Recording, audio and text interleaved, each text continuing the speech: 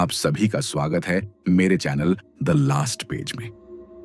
आज जो कहानी मैं आपको सुनाने जा रहा हूं वो सिर्फ एक डरावनी कहानी नहीं है। ये एक ऐसा अनुभव है जिसने एक बच्चे की जिंदगी बदल दी। ये कहानी है मिस्टर लॉन्ग फिंगर्स और ये आपको सोचने पर मजबूर कर देगी कि क्या वाकई हम शॉवर में अकेले होते हैं। मैं सिर्फ 10 साल का था जब दादी हमारे साथ रहने आ गई। ये मेरे दादाजी के गुजर जाने के करीब 6 महीने बाद की बात है और अब जब मैं पीछे मुड़कर देखता हूं तो समझ आता है कि शायद वो अपने उस बड़े से घर में बहुत अकेली हो गई थी। बस यादें और अकेलापन उनके साथ रह गए थे। तो कुछ नानुकुर के बाद माँ पापा ने उन्हें हमारे साथ रखने का फैसला किया। मुझे इससे कोई एतराज नहीं था, बिल्कुल भी नहीं। दादी जिंदा दिल थीं, मजेदार थीं और मैं उनसे बहुत प्यार करता था। उनके पास हमेशा उबले मीठे टॉफियों का ढेर होता और वो मुझे चुपचाप 2-4 पकड़ा देती। जब मैं किसी परेशानी में पड़ता तो वही सबसे पहले मेरे पक्ष में खड़ी होती। लेकिन मुझे उनकी कहानियां सबसे ज्यादा पसंद थीं। दादी के पास हर तरह की कहानियां थीं। WWY के जमाने की, जब उनका बचपन था और जब उन्हें उनके परिवार के साथ साउथ कोस्ट पर भेजा गया था। कुछ कहानियां दुखद होती, कुछ मजेदार और कुछ बिल्कुल रोमांच से भरी हुई। लेकिन उनकी डरावनी कहानियां वो मेरी सबसे पसंदीदा थीं। दादी ने बताया था कि जब वो किशोरी थीं तब उन्होंने तंत्र मंत्र जैसी चीजों में हाथ आजमाया था। ouija बोर्ड्स, टैरो कार्ड्स, भविष्यवाणी वगैरह।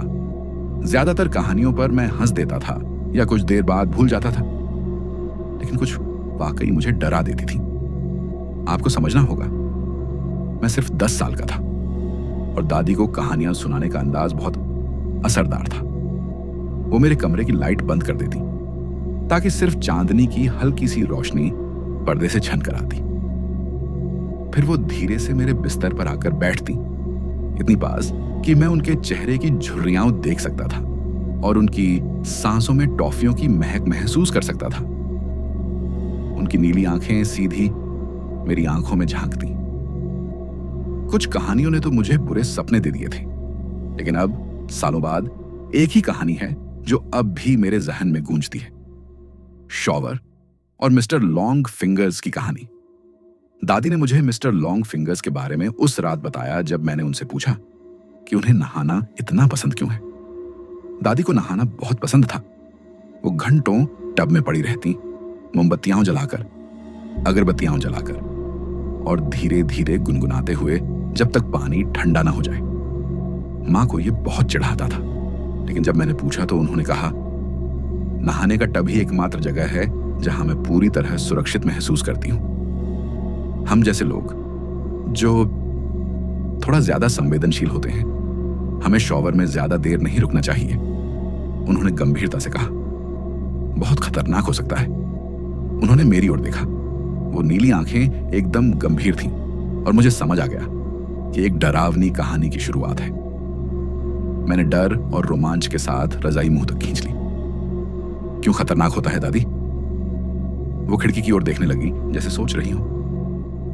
फिर धीरे से बोली, खतरा सिर्फ तब है जब तुम अपनी आंखें बंद कर लो 10 सेकंड से ज्यादा के लिए। क्या मतलब? क्यों? तुमने स्कूल में वो खेल तो खेला होगा जिसमें कोई दीवार की तरफ मुंह करके खड़ा होता है और बाकी लोग धीरे धीरे उसके पीछे चुपके से आते हैं। मैंने सिर हिलाया और दादी ने भी। बस वैसा ही है शॉवर में भी। जब तुम अपनी आंखें बंद करते हो तो मिस्टर लॉन्ग फिंगर्स तुम्हारे पीछे आ सकते हैं। एक सिहरन सी दौड़ गई। मिस्टर लॉन्ग फिंगर्स कौन है दादी? उन्होंने एक गहरी सांस ली। उनकी आवाज अब और धीमी हो गई। कोई नहीं जानता ठीक से, उन्होंने फुसफुसाते हुए कहा। कुछ लोग कहते हैं कि वो एक ऐसा जीव है जो गर्म भाप और हमारे शरीर की गंध से खिंच कर आता है। कुछ कहते हैं वो एक राक्षस है जो भाप में से हमारे संसार में दाखिल होता है, लेकिन कोई नहीं जानता क्योंकि जिन्होंने उसे देखा है वो अब बोल नहीं सकते। क्यों नहीं बोल सकते? दादी और पास सरक आई। उन्होंने जवाब नहीं दिया, बस मेरी आंखों में देखा।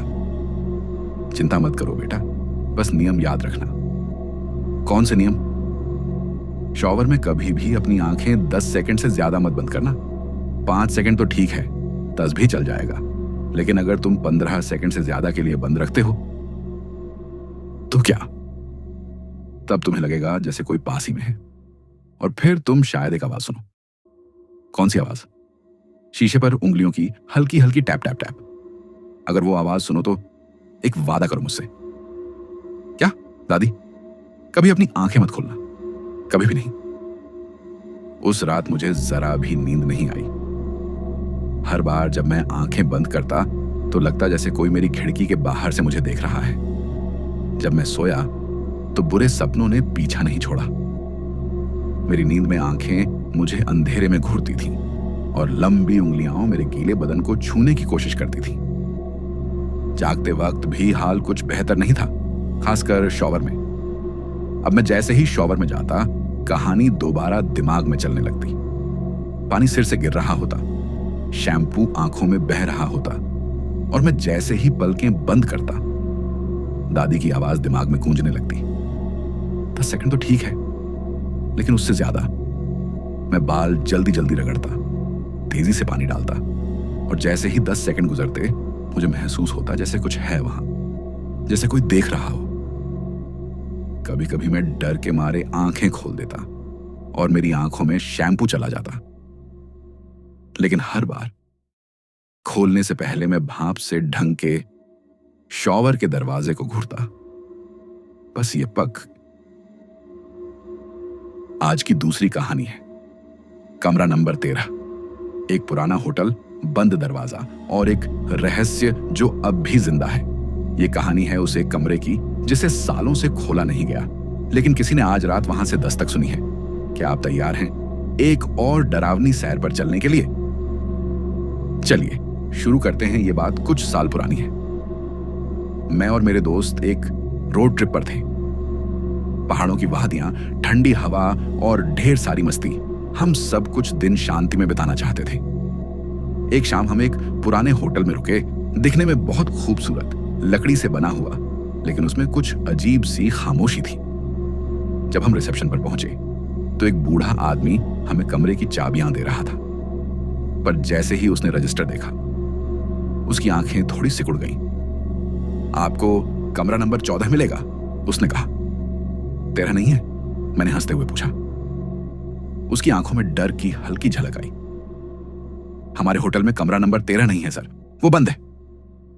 हम हंसते हुए अपने कमरों में चले गए, लेकिन मेरा मन उस 13 नंबर कमरे में अटक गया। रात को जब सब सो गए तो मैं चुपके से गलियारे में निकल गया। होटल शांत था, बहुत ज्यादा शांत। लकड़ी की सीढ़ियां कराह रही थीं, जैसे उन्हें मेरी चाल पसंद न आ रही हो। 13 नंबर कमरा गलियारे के एक कोने में था। दरवाजे पर मोटा ताला लगा था और उस पर धूल की परत जमी थी। लेकिन जैसे ही मैं पास पहुंचा, मुझे अंदर से कुछ सुनाई दिया।